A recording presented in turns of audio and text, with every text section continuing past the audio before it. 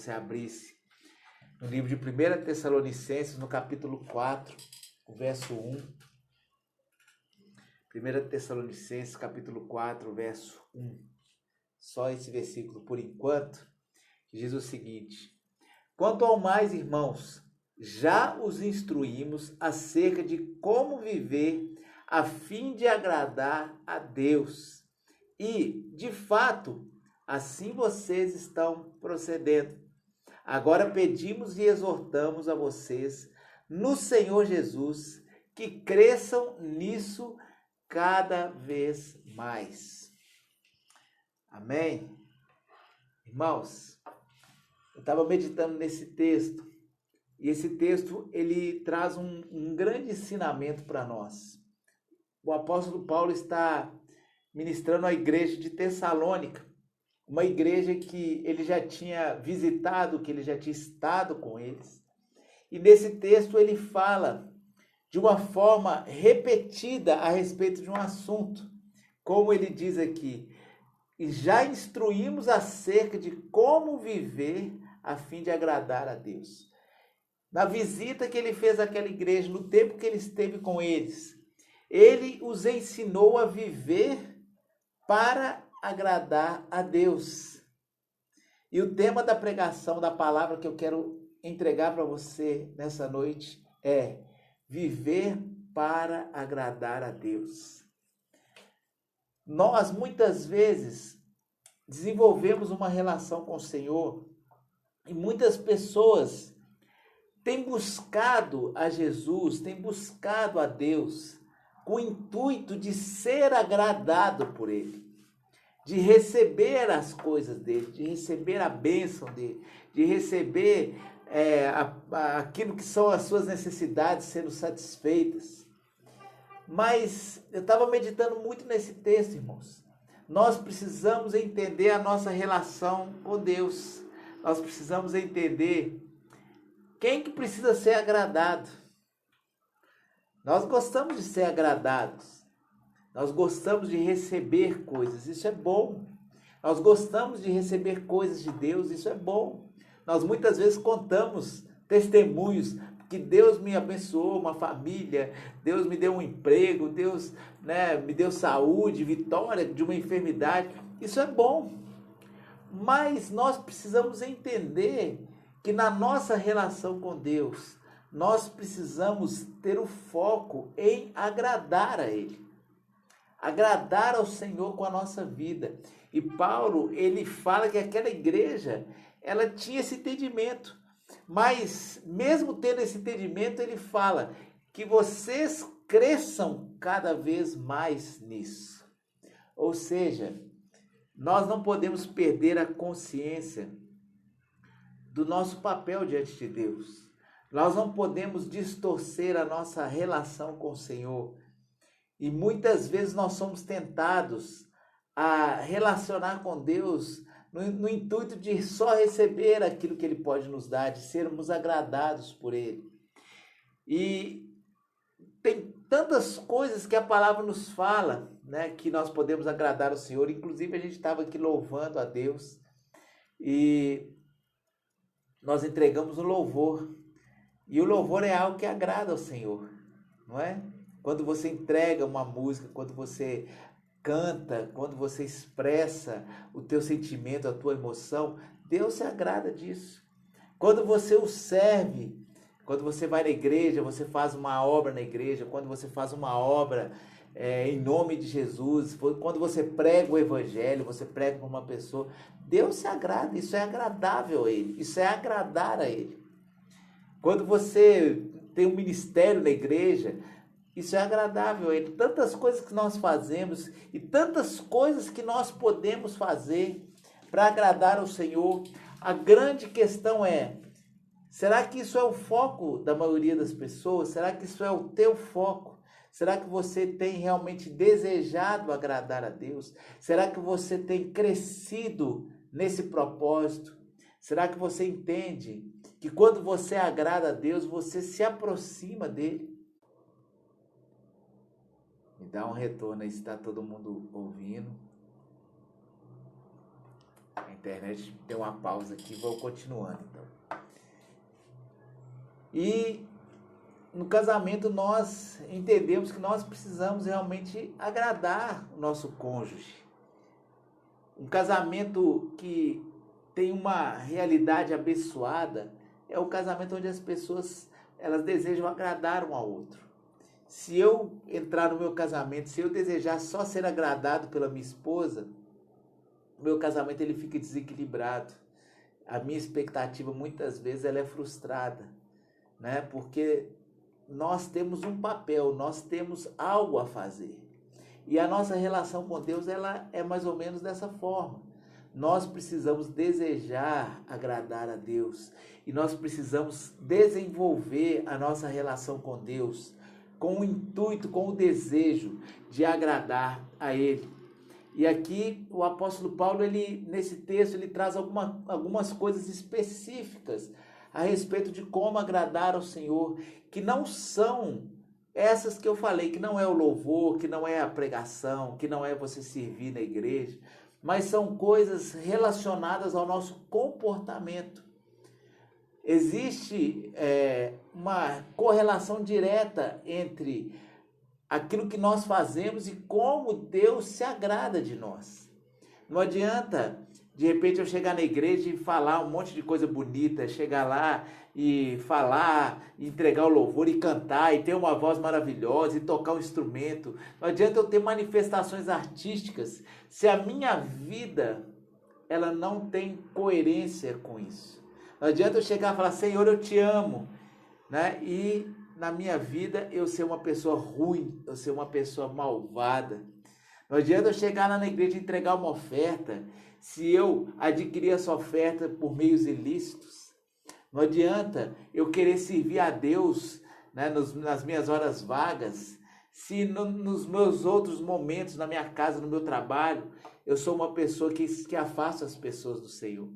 E esse texto, ele traz algumas questões de ordem comportamental, que eu quero que você entenda que são coisas que nós precisamos praticar para agradar ao Senhor. Nós precisamos nos envolver para agradar a Deus. Aqui no verso 3 de Tessalonicenses 4, diz o seguinte: a vontade de Deus é que vocês sejam santificados. Abstenham-se da imoralidade sexual. Cada um saiba controlar o seu próprio corpo de maneira santa e honrosa, não dominado pela paixão de desejos desenfreados, como os pagãos que desconhecem a Deus. Então, o apóstolo Paulo fala que eles deveriam prosseguir em agradar a Deus, crescer nisso. E a primeira coisa que ele fala é que vocês se abstenham da imoralidade sexual. Olha só que coisa séria. Nós vemos um mundo que a cada dia mais tem um apelo sexual, tem uma busca por uma sexualidade explícita. E eu estava pensando que a sexualidade foi criada por Deus e o desejo sexual foi colocado no homem por Deus. Deus criou o homem com esse desejo, não é? Então muitas pessoas falam que isso é natural e realmente é. Como todos os animais, né? Você pegar um cachorro, você pegar um cavalo, todos eles têm um instinto sexual, né? Todos eles procuram, né, o sexo oposto para satisfazer o seu desejo sexual. Mas nós, homens, nós seres humanos, nós temos a capacidade de dominar os nossos desejos. E por que isso? Porque nós agimos de uma forma consciente para gerar um propósito em cada situação. Então, através da nossa sexualidade, nós podemos desenvolver o casamento. Deus criou o casamento para que houvesse a união de corpos também, e nessa união houvesse a procriação. Então, nós, de uma forma consciente, de uma forma madura, nós tomamos a decisão do casamento. Quando o sexo é estabelecido entre o casal, ali existe uma aliança consumada. Então, o sexo, ele não é só uma brincadeira, como muita gente hoje tem desenvolvido, tem feito, né? O sexo não é só uma parte do namoro, o sexo é uma aliança. E se você vê na palavra antigamente, né, que não existia uma estrutura de cartório, de registro, como a gente tem hoje, o casamento ele era consumado através do ato sexual, não é? Que é exatamente a aliança, a união de corpos. E nós vemos que a sexualidade hoje, ela é banalizada. A sexualidade hoje, ela é usada de uma forma totalmente irresponsável. Muita gente tem sofrido por uma sexualidade distorcida. E Paulo fala que a imoralidade sexual, ela desagrada a Deus. Então, você precisa se consagrar. Você que é solteiro, entenda que Deus, ele tem um casamento para você. E a palavra fala, aquele que não consegue segurar os seus impulsos, que procure o casamento, né? Então, você que entende que você tem esse desejo, essa vontade, procure uma pessoa para você, ore, peça ao Senhor. Mas não entre num relacionamento, num namoro e já querendo sexo. Eu vejo que muitas pessoas hoje começam a namorar, a primeira coisa que eles já querem é satisfazer os desejos sexuais. E pessoas dentro da igreja, né? Porque no mundo isso é muito normal. Mas nós que somos servos de Deus, nós precisamos buscar a santificação. E nós precisamos entender que o sexo é para o casamento. E você que é casado, porque aí a pessoa, eu sou casado, essa palavra não é para mim. Muitas vezes a imoralidade tem entrado dentro do casamento. Hoje a internet é uma porta para muitas coisas legais, é uma porta para um mundo de coisas, inclusive para a prostituição, inclusive para a imoralidade sexual, né?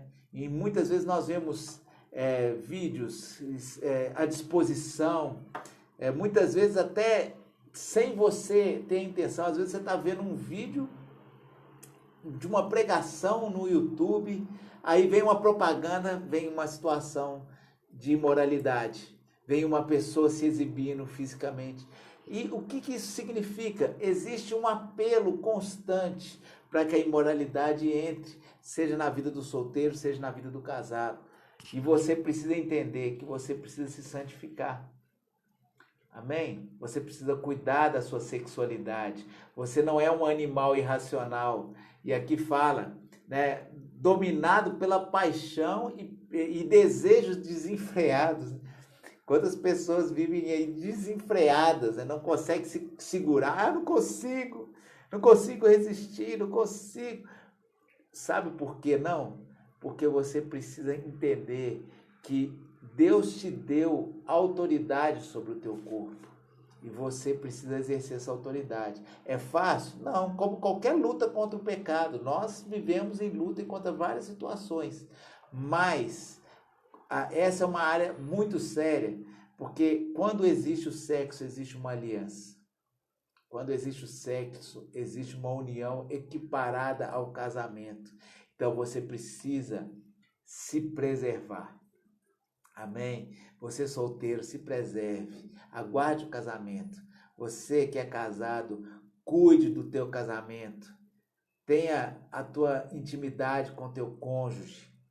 Não fica procurando coisa na internet.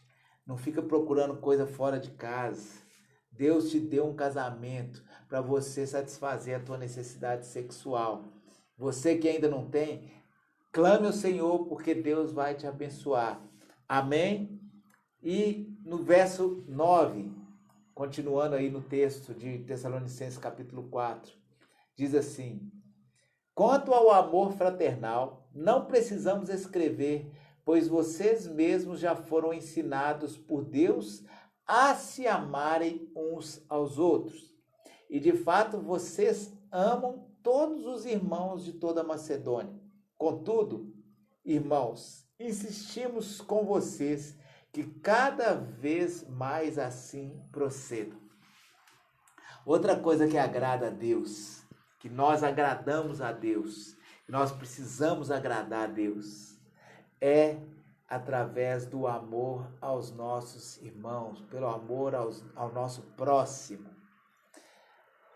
E no livro de João, no Evangelho, aliás, na primeira carta de João, no capítulo 4, verso 20, fala assim: se alguém afirmar, eu amo a Deus, mas odiar o seu irmão, é mentiroso.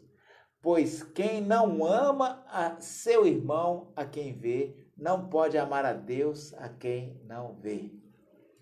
Olha que interessante. Nós manifestamos o nosso amor a Deus, amando os nossos irmãos. Nós manifestamos o nosso amor a Deus, amando o nosso próximo. E a palavra fala que o primeiro mandamento, o principal mandamento é amar ao Senhor sobre todas as coisas, e o segundo, ao próximo como a nós mesmos. Então existe uma relação de amor que agrada a Deus e que nos faz aproximar daquilo que Deus é. Deus nos amou, Deus derramou sobre nós esse amor para que nós pudéssemos amar aos nossos irmãos. Então, a palavra fala, o apóstolo Paulo fala que o amor fraternal realmente é algo que precisa ser desenvolvido. E nós temos visto a cada dia uma manifestação de repulsa, de ódio. Muitas pessoas, e às vezes eu me entristeço com algumas situações que eu vejo, pessoas brigando na internet, pastores brigando na internet, pastores disputando, né, de uma forma às vezes até irresponsável, expondo sentimentos totalmente contrários ao amor. E eu estou dizendo isso, né, inclusive sem citar ninguém, mas uma coisa que muitas vezes você já deve ter visto, uma exposição de sentimentos totalmente contrários ao que a palavra nos ensina. E a palavra fala que nós devemos amar até os nossos inimigos. O que significa esse amor? Muitas vezes a gente pensa que amor é aquele sentimento de querer estar perto, de querer, né, como um jovem sente por um homem, por uma namorada no início, aquela paixão. Não, amor não é uma emoção que você é um instrumento de Deus para o próximo. Amar ao próximo é você saber que através de você, aquela pessoa que pode ser uma pessoa muito ruim, muito problemática, muito complicada, ela pode ser salva. Através de você, aquela pessoa pode enxergar a presença de Deus. Através de você, alguém pode entender que existe um tipo de vida diferente. Por isso que amar o inimigo não é você gostar daquele que te faz mal e falar assim, eu gosto tanto dele, ele me faz tanto mal, mas eu gosto. Não é isso, é você ter a consciência de um papel. E nós vemos o exemplo de Jesus por nós. A palavra fala que pecadores. E Jesus naquela cruz, ele olhou para o alto e falou, Pai, perdoa, porque eles não sabem o que eles estão fazendo. Entende? Isso é uma manifestação de amor. Jesus não precisava ir lá abraçar todo mundo e ficar com afeto. Não, isso não é a manifestação do amor. A manifestação do amor é a consciência de que você é um instrumento de Deus para com as pessoas que estão ao teu redor.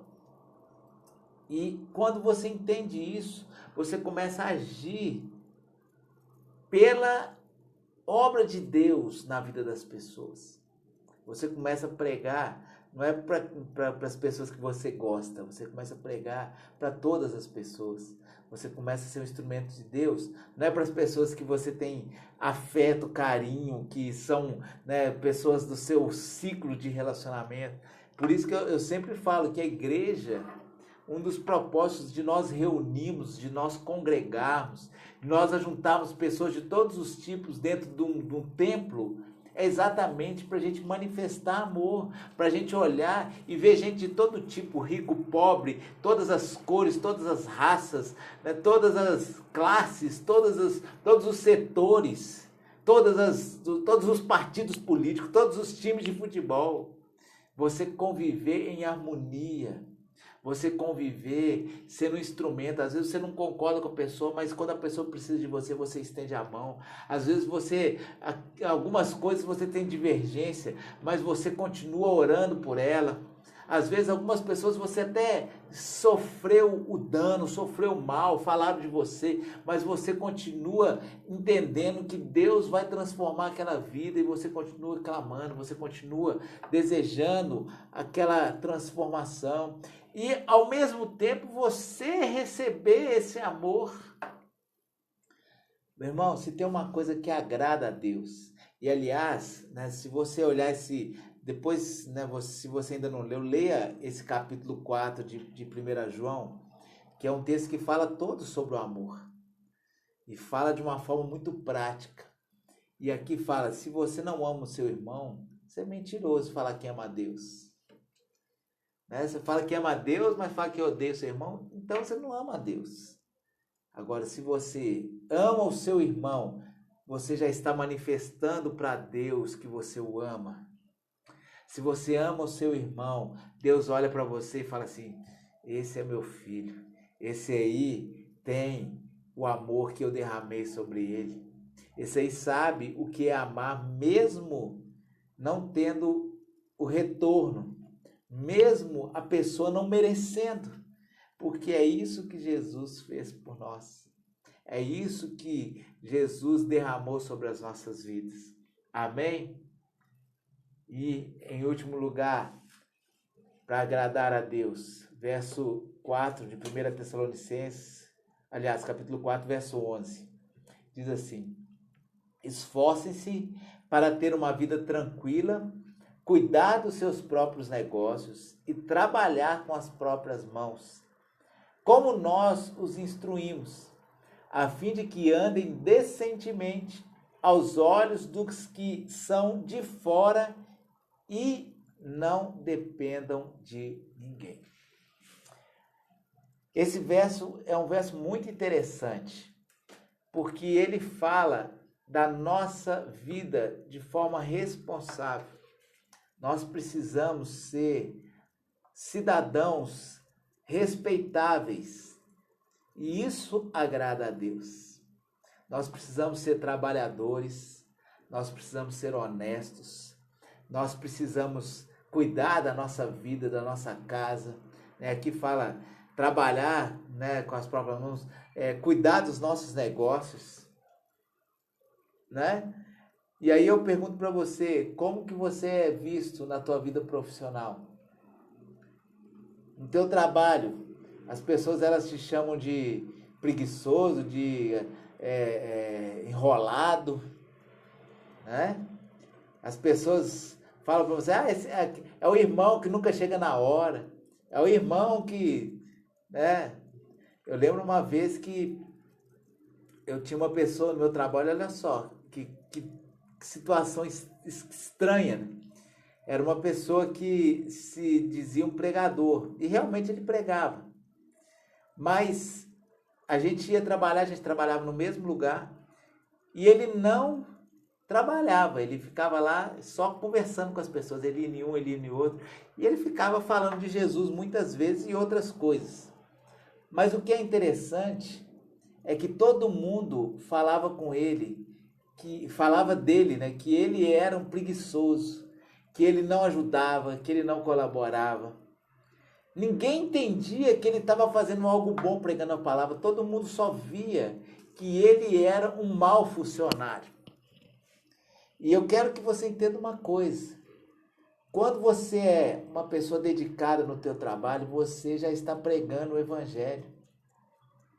Quando você é uma pessoa responsável nas suas atividades profissionais, se você é íntegro, se você é ético, se você é uma pessoa que trabalha e faz o seu melhor, se você é uma pessoa que respeita os teus colegas, respeita os teus clientes, os teus fornecedores, você está dando testemunho do Senhor. E isso é bíblico, porque aqui fala que você tem que cuidar do seu negócio, trabalhar com as próprias mãos.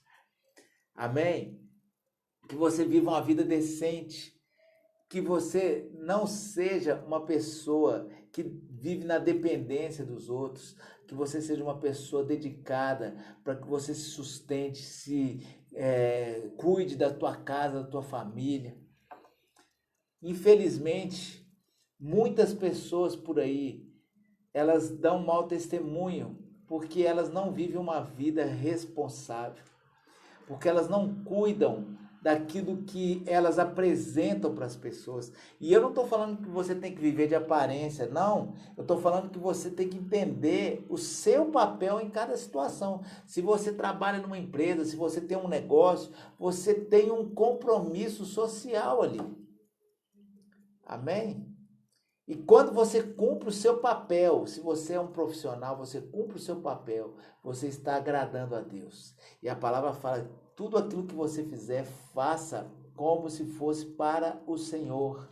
Então, se você trabalha, se você passeia, se você cuida da sua família, né? É uma coisa que a gente pode falar assim, como que os teus vizinhos te observam, como que os teus vizinhos te veem, como que a tua família te vê, tua esposa, teu marido, os teus filhos, né?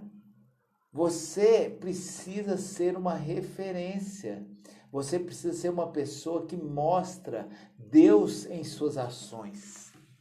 E a tua forma de viver, a tua forma de se relacionar, a tua forma de trabalhar, a tua forma de estudar, você que faz faculdade, você que está, né, estudando, como que os teus colegas te conhecem? Ah, ele é aquele que vive pedindo cola. Ele é aquele que vive falando besteira. Ele é aquele que vive falando mentira. Meu irmão, você quer agradar a Deus? Seja coerente. Amém? Aí a pessoa vai na igreja, ela entra no templo, aí ela veste a capa de santidade. Meu irmão, Deus quer que você seja santo lá fora. Deus quer que você seja santo aonde você não tem a manifestação religiosa, aonde não tem outras pessoas te vendo. Porque é isso que agrada. O Senhor conhece o seu coração, o Senhor conhece a sua verdade. O Senhor quer ver algo coerente, consistente. Amém? Irmãos, o nosso comportamento agrada a Deus muito mais do que palavras. A nossa vida, ela é um louvor a Deus muito maior do que uma música, do que um cântico. Você pode agradar a Deus muito mais sendo um bom profissional do que sendo uma pessoa que fala um monte de coisa bonita. E eu quero dizer uma coisa, irmãos. O mundo está desejando ver a manifestação dos filhos de Deus. O mundo deseja ver você como filho de Deus em ação. Não só, falando de Jesus, isso é importante. Não só pregando o evangelho, isso também é uma grande bênção. Não só louvando na igreja, Deus também gosta. Mas vivendo a prática em tudo aquilo que você está fazendo.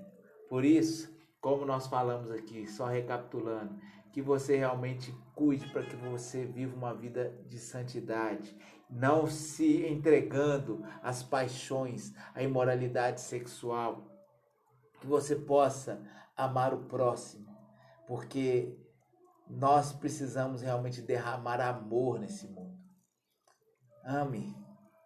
Use a rede social, que muita gente tem usado para destilar o ódio. Use a rede social para destilar o amor de Deus, para falar do amor de Deus, para manifestar o amor pelo próximo. E por fim, que você realmente seja uma pessoa digna, íntegra, porque Deus, ele se agrada do teu posicionamento. Amém? Essa é a palavra que eu quero deixar para você nessa noite. Eu quero orar por você nesse momento. Quero dizer para você que a tua relação com Deus, ela te beneficia em muitas coisas, mas o teu objetivo precisa ser em agradar ao Senhor.